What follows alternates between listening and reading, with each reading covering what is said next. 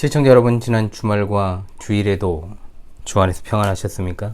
시작된 한 주간도 성삼일체 하나님께서 여러분과들 함께 하시기를 원합니다. 이번 주에도 하나님 말씀 중심의 삶을 살아가시기를 간절히 소망하오며 희원우리와 함께하는 이번 주 구원의 여정 출발하도록 하겠습니다. 2022년 38주차 하나님의 말씀은 열왕기상 19장 18절의 말씀이 되겠습니다. 자, 함께 외워봅시다. 그러나 내가 이스라엘 가운데 7,000명을 남기리니 다 바알에게 무릎을 꿇지 아니하고 다 바알에게 입맞추지 아니한 자니라. 열왕기상 19장 18절 말씀. 아멘. 다시 한번 외웁시다. 그러나 내가 이스라엘 가운데 7,000명을 남기리니 다 바알에게 무릎을 꿇지 아니하고 다 바알에게 입맞추지 아니한 자니라. 열왕기상 19장 18절 말씀. 아멘. 많이 들어본 말씀이죠. 이번 주 하나님 말씀은 사실 18장에서 일어난 아주 유명한 사건부터 19장까지 이르는 전체 사건을 다루는 것이 굉장히 중요합니다.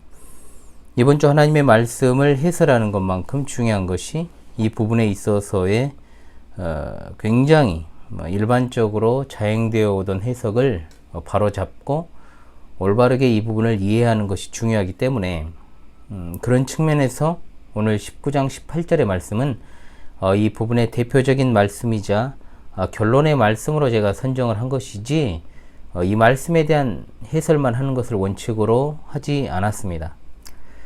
성경을 읽거나 또 해석을 할 때 항상 조심해야 될 측면이 있다라고 제가 누차 말씀을 자주 드립니다. 하나는 문맥에 상관없이 해당 구절을 중심으로 해서 해석하는 경우가 있고, 또 다른 하나는 도덕적인 잣대를 들어 읽는 그런 해석이 있습니다. 현대에 들어와서 또 하나의 잘못된 성경 읽기가 하나 있는데 이른바 심리학의 영향을 받아 심리학적으로 본문을 해석하는 경우가 있습니다. 도덕적인 읽기는 주로 신앙 인물들의 일대기 그리고 사건들을 통해서 오늘날의 도덕적 관념으로 해석하는 경우가 되겠습니다. 이런 경우는 긍정적인 해석도 있고 부정적인 해석도 있지요.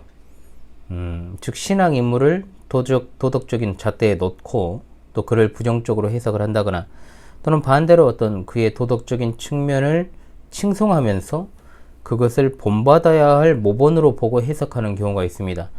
이 두 가지의 그릇된 성경 읽기와 해석은 자주 등장을 합니다. 성경에서. 자, 오늘 본문은 엘리야와 관련한 엘리야의 이 사건에 관한 이야기죠. 그 사건과 또 그 경과에 대한 본문을 보는 것이기 때문에 엘리야의 행동을 중심으로 해서 어떤 도덕적인 해석이 나올 수 있는가를 생각해 보면, 일단 14절의 말씀에서 엘리야의 말을 들어 해석하는 경우가 있습니다. 14절에 이렇게 되어 있죠. 그가 대답하되 내가 만군의 여호와께 열심히 유별하오니 이는 이스라엘 자손이 주의 언약을 버리고 주의 제단을 헐며 칼로 주의 선지자들을 죽였음이오며 오직 나만 남았거늘 그들이 내 생명을 찾아 빼앗으려 하나이다 라고 하는 말에서 그가 오직 나만 남았다라고 하는 말을 가지고 그걸 이제 꼬투리를 잡는 거죠. 엘리야라는 사람이 교만하고 독선적인 사고를 가진 사람이라고 이렇게 해석을 하는 겁니다. 성경 어디에도 엘리야를 교만하고 독선적이라고 평가하지 않고 있음에도 불구하고 이 부분을 들어서 현대적 관점으로 도덕적 성경 읽기로 엘리야를 순식간에 그런 사람으로 만들어버리는 거죠. 특히 그 말에 앞서서 엘리야는 이렇게 말합니다. 내가 만군의 여호와께 열심히 유별하오니라고까지 했으니까 그야말로 엘리야의 이 말투는 공격하기 딱 좋은 소재가 되지 않습니까? 그리고 나서 이번 주 하나님 말씀인 18절에 나오는 바알에게 무릎을 꿇지 않은 7,000명이 나옵니다. 연계해서 이제 해석을 하죠. 어떻게 해석을 합니까? 하나님께서 이처럼 7,000명이나 예비해 두시고 남겨두셨는데 지 혼자 잘난 척하고 있으니까 엘리야는 그야말로 교만하고 독선적이고 그릇된 사고방식을 가진 자였다 라고 이렇게 보는 거죠. 자, 그런데 놀랍게도 이 본문에는 도덕적인 읽기뿐만 아니라 심리학적인 읽기도 들어있다라는 겁니다. 사실 이 부분은 현대에 들어와서 심리학이 교회에 침투하기 시작하면서부터 이 측면은 들어온 해석이라고 할 수 있죠. 즉 엘리야가 앞서 갈멜산에서 엄청난 승리를 거뒀지 않습니까? 그리고 나서 히데의 악녀 이세벨에게 생명의 위협을 당하고 그래서 엘리야가 이제 도피처를 찾아 피난을 갑니다. 이것을 이제 어떻게 해석을 합니까? 크나큰 승리 뒤에 찾아온 절망, 우울증, 극심한 박탈감으로 해석을 해가지고 엘리야가 큰 승리를 거둔 뒤에 이제 도취되어 있다가 찾아왔던 갑작스러운 절망적인 상황에 대해서 굉장히 영적인 침체가 왔고 우울증에 시달린 것으로 보는 거죠. 그리고 그가 누워있던 것이 로뎀나무 아닙니까? 그래서 그 로뎀나무에서 하나님의 치료의 손길이 그와 함께 하죠. 그리고 회복되었고 그리고 나서 이제 하나님의 산 호렙으로 그가 이동을 하게 됩니다. 그러다 보니까 그리스도인이 운영하는 로뎀나무라는 이름의 카페나 치유센터를 많이 보셨을 겁니다. 순전히 심리학적으로 이 부분을 읽고 해석한 결과로 그런 이름들을 짓기 시작한 거죠. 자, 이번 주 하나님의 말씀에서는 이런 어떤 성경의 어떤 그릇된 어떤 읽기, 또 해석, 설교, 즉 적용점이 과연 성경이 말하는 본 뜻일까를 상고하는 시간을 갖도록 하겠습니다. 순서에 따라 먼저 엘리야를 도덕적 잣대로 해석하여 그가 교만하고 그릇된 사고방식을 가진 자라 인식하는 경우부터 살피겠습니다. 자, 과연 진짜 엘리야가 그런 사람일까요? 일단 이것도 문맥을 전혀 고려하지 않고 도덕적 선입견을 가지고 본문을 보기 때문에 나온 해석이라고 볼 수 있습니다. 하나님께서 엘리야의 14절의 말씀에 대해서 아무 말씀을 하지 않으셨습니다. 그럼에도 불구하고 하나님의 반응을 살피는 것이 아니라 사람들은 도덕적인 선입견을 가지고 이 본문을 바라본다는 거죠. 마치 하나님의 영원하신 작정으로 어떤 사람은 구원하시기로 예정하고 또한 어떤 사람은 버리시기로 유기하시기로 예정하신 이 이중 예정에 대해서 비판하는 사람들의 논조가 뭡니까?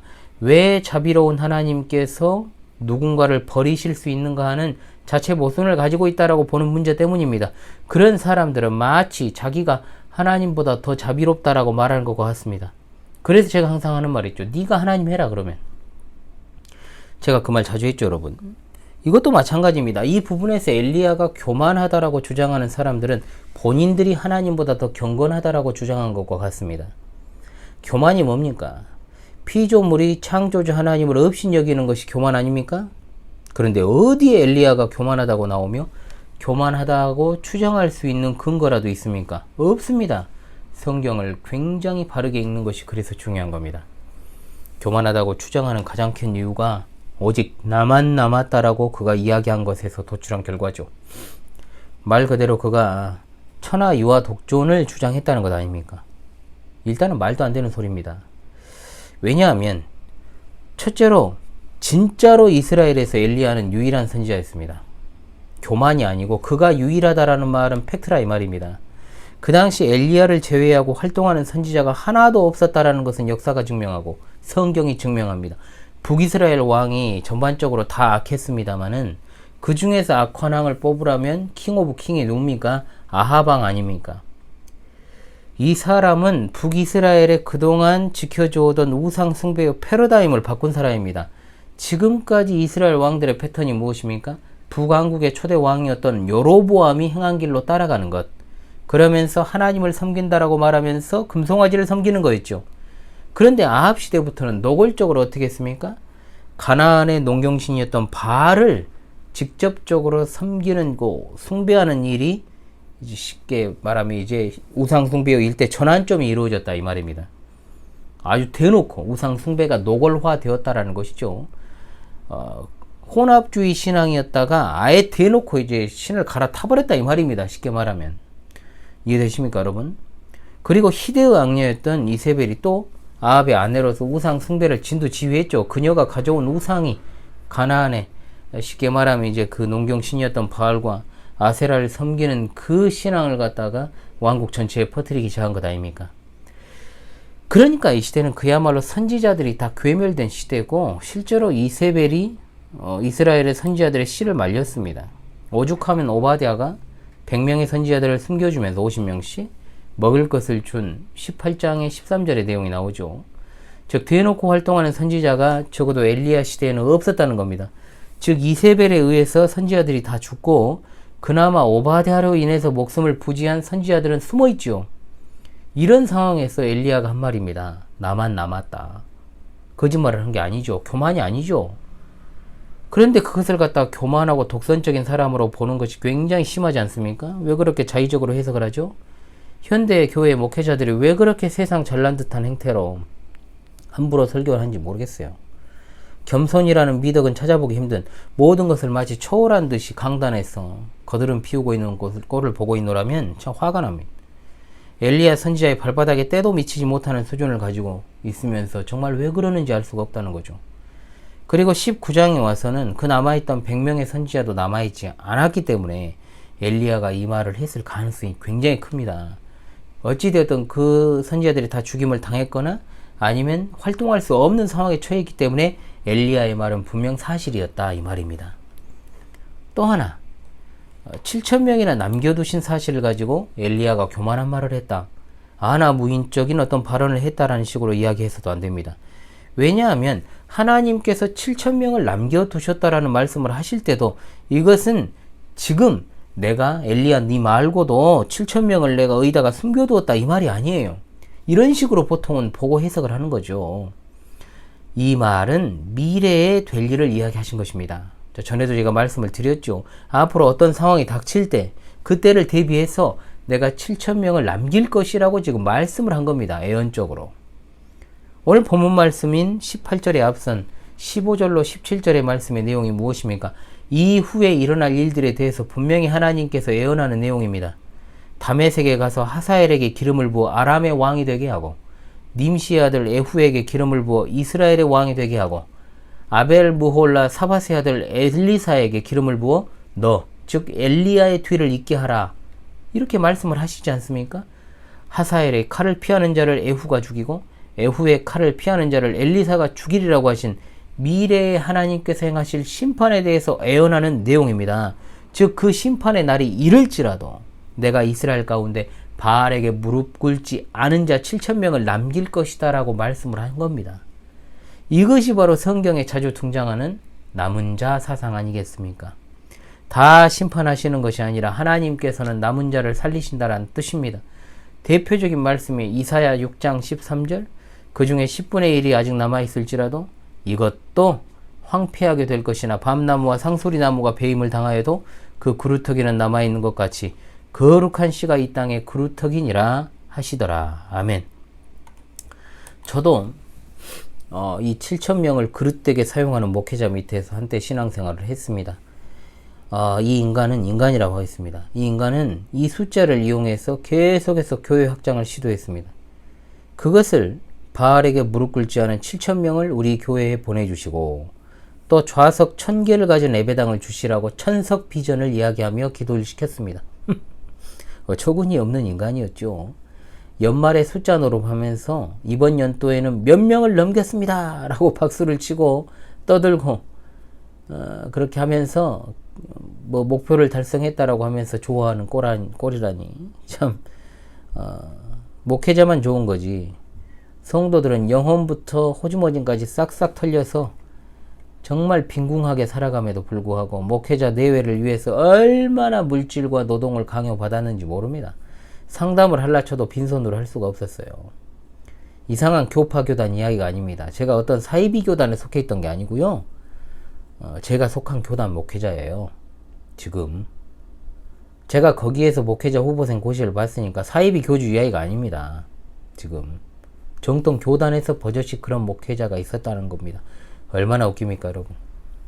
아무리 세대가 악하고 또 하나님께서 7,000명의 사람을 남기셨다는 식으로 이런 식으로 절대로 사용해서는 안 되는 거죠. 시대가 악하더라도 교회 부흥의 숫자의 지표로 사용할 수 있는 그런 숫자가 아니라는 겁니다. 기드온과 함께한 300인에 대해서도 제가 말씀드렸잖아요. 기드온은 300용사가 아닙니다.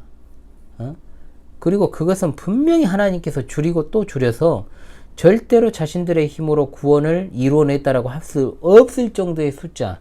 미디안의 14만 5천에 맞서 싸웠을 때 승리를 거두었을 때 절대로 자기의 힘으로 승리했다라고 말할 수 없을 정도의 숫자가 300으로 하나님께서 맞추신 것이지, 이 300이라는 숫자에 특별한 의미를 부여하고 달성해야 될 교인 숫자로 보는 것은 유치한 숫자 노름이라 이 말입니다.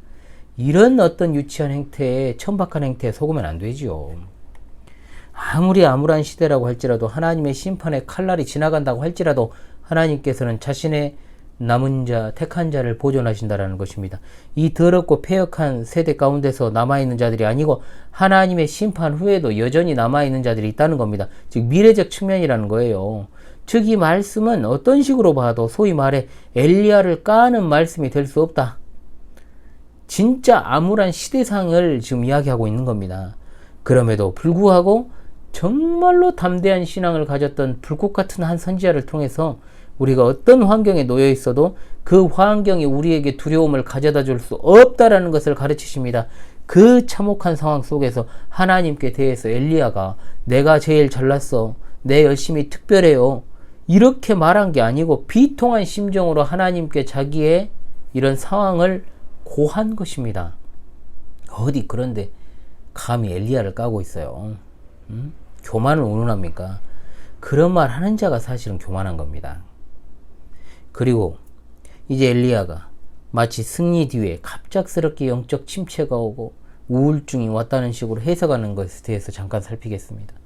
진짜 엘리야가 우울증이 왔을까요?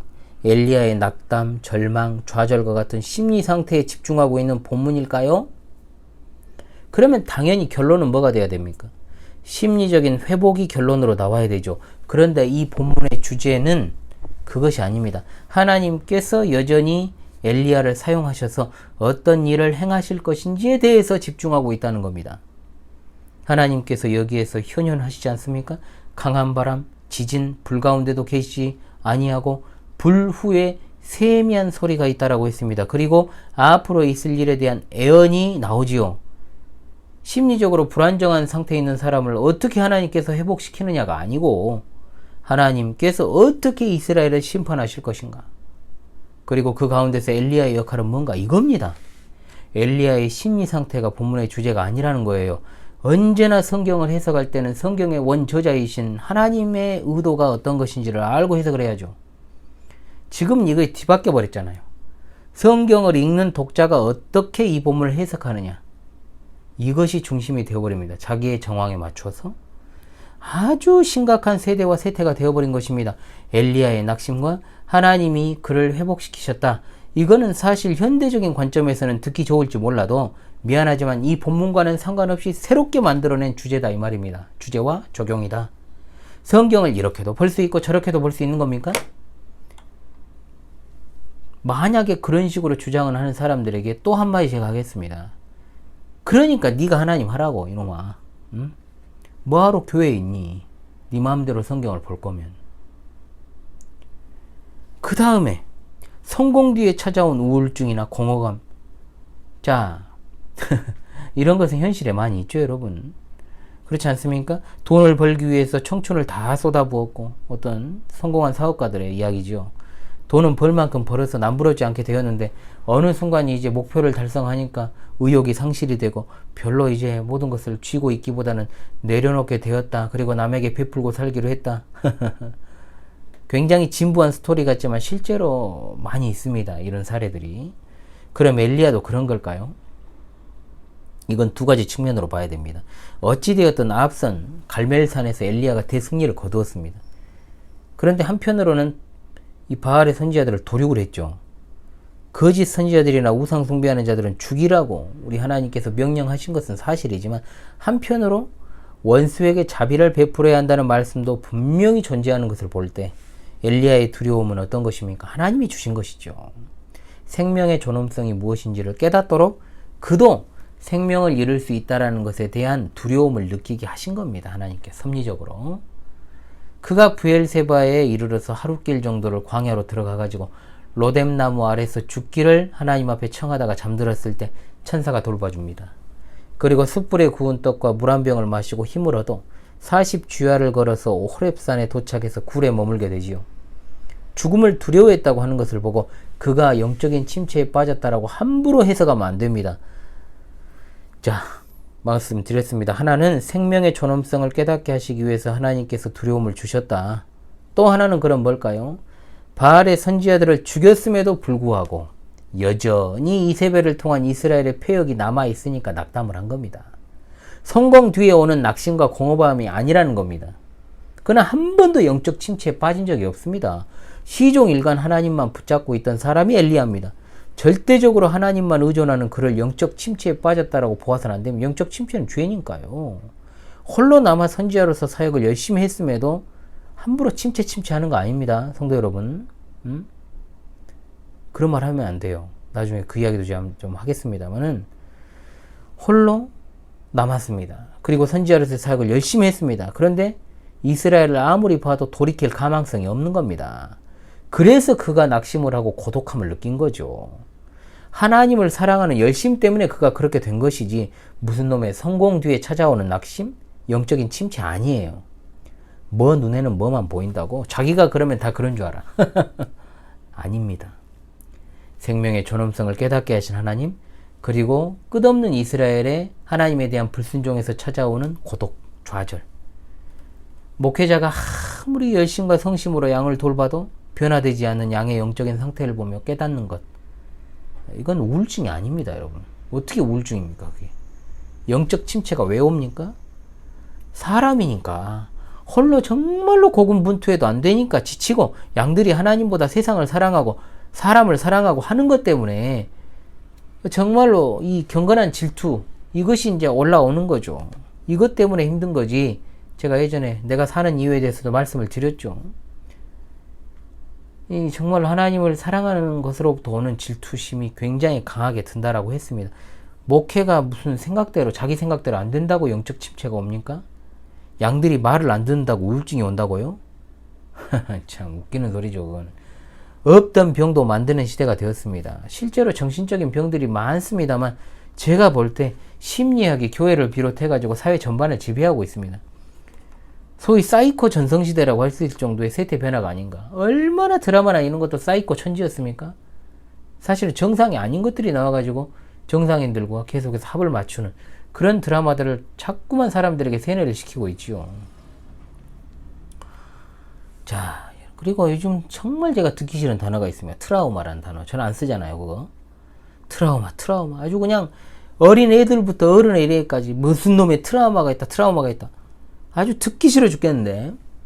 현존하는 세대 중에서 가장 큰 환란을 겪은 세대는 누굴까요, 여러분? 6.25를 겪은 세대입니다. 6.25.